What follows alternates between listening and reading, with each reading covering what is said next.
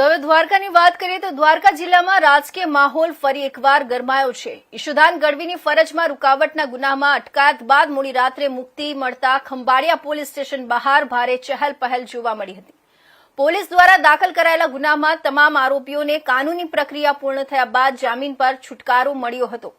મોડી રાત્રે police station બહાર આપ કાર્યકરો અને સમર્થકોની મોટી સંખ્યામાં હાજરી જોવા મળી હતી।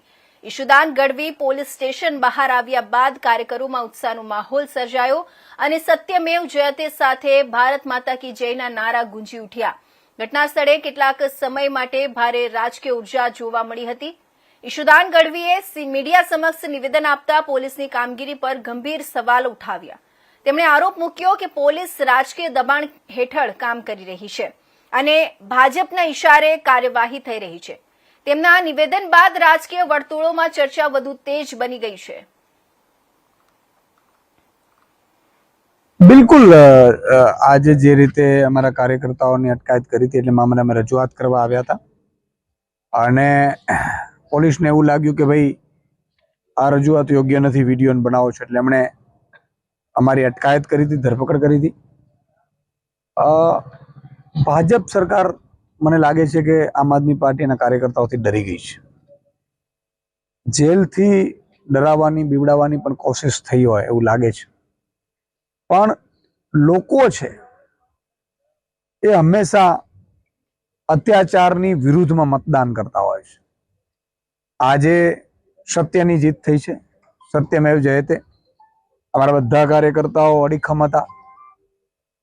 અમને ક્યારે જામીન મળશે કે ક્યારે છૂટશું અમને ખબર નહોતી અને સ્વાભાવિકપણે કે પોલીસ છે એ એની કાર્યવાહી એની રીતે કરતી હોય, પણ એટલું ચોક્કસ છે કે આવું અત્યાચાર પ્રજા ક્યારે સહન નહીં કરે।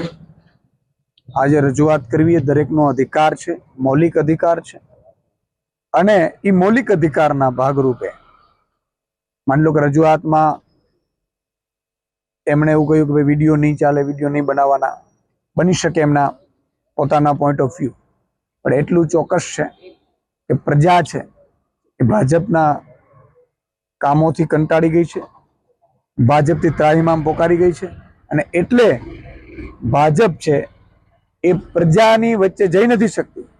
એટલે એન કેન પ્રકારે કોઈ પણ રીતે એ આમ આદમી પાર્ટીને ડેમેજ કરવાની કોશિશ કરે છે, પણ અમારા બધા કાર્યકર્તાઓ મજબૂત રહ્યા છે। અમને એવું હતું કે ભાઈ મહિનો રાખશે, 1.5 મહિનો રાખશે, 5 દિવસ રાખશે કે કાલે છૂટી જશે। શું તમારો મુદ્દો હતો, શું રજૂઆત કરી? બિલકુલ મેં કીધું ને કે અમારા કાર્યકર્તાની અટકાયત થઈ હતી એટલે મેં રજૂઆત કરવા આવ્યા હતા કે ભાઈ કાર્યકર્તાની અટકાયત કરી છે અને એનો કોઈ ગુનો નથી, એની ઉપર ખોટી એફઆઈઆર થઈ છે અને આવી રીતે સેમ પેટર્નમાં 4 થી 5 જગ્યાએ એફઆઈઆર થઈ સેમ પેટર્નમાં, એટલે અમે અહીંયા રજૂઆત કરવા આવ્યા હતા। એ અમારો મુદ્દો હતો। પોલીસનો વ્યવહાર કેવો છે તમારી સાથે?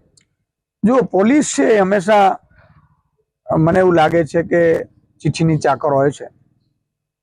પોલીસ ઘણી વખત એવું થતું હતું કે ભાઈ જવા દેશું, પછી એમ કે ના ના તમને પાસે ધરપકડ કરવાની છે, અટકાયત કરવાની છે, અટક કરવાની છે, એની કાર્યવાહી કરતી હોય છે। એનો અમને વાંધો પણ નથી, અમે જેલ કે એના અત્યાચારથી અમે ડરવાના નથી। અમારી સાથે ગુજરાતની જનતા છે। આજે ગુજરાતની જનતા, ઈશુદાનભાઈ એક દિવસ જેલમાં ગયો અને મેં પાછળ જોયું છે લગભગ અત્યારે બહાર નીકળ્યા પછી કે લાખોની સંખ્યામાં ગુજરાતની જનતા એકઠી થઈ ગઈ। એ મારા પ્રત્યેનો પ્રેમ છે। આજે તમે પીસી કરવાના હતા, એ પીસીમાં કોઈ મોટા ખુલાસા કરવાના હતા, એની હિસાબે એવું કઈ થયું છે? આજે હું પીસી એ મામલે કરવાનો હતો કે જે અત્યાર સુધી જે કેસીસ બન્યા છે એની વિગત સાથે હું કરવાનો હતો। બની શકે કારણ કોઈ પણ હોઈ શકે, જરૂર નથી કે એ જ કારણ હોઈ શકે, પણ અમે કહીએ છીએ ને કે ભાઈ અમે ગુજરાતની જનતાનો અવાજ બનવાની કોશિશ કરીએ છીએ, અમે ગુજરાતની જનતા માટે લડીએ છીએ અને લડતા રહીશું। સ્થાનિક સ્વરાજ્યની ચૂંટણી જાહેર થઈ છે, એમાં દબાવવા માટેની કોશિશ થઈ એવું બની શકે। સ્થાનિક સ્વરાજ્યની ચૂંટણીની મને ખબર નથી, હું તો અંદર હતો, પણ કઈ તારીખ આવી છે એ પણ ખબર નથી, પણ એટલો હું ગુજરાતની જનતાને મને વિશ્વાસ છે કે અમે આમ આદમી પાર્ટી વાળા દરેક કાર્યકર્તાઓ અત્યારે મજબૂતાઈથી લડી રહ્યા છીએ।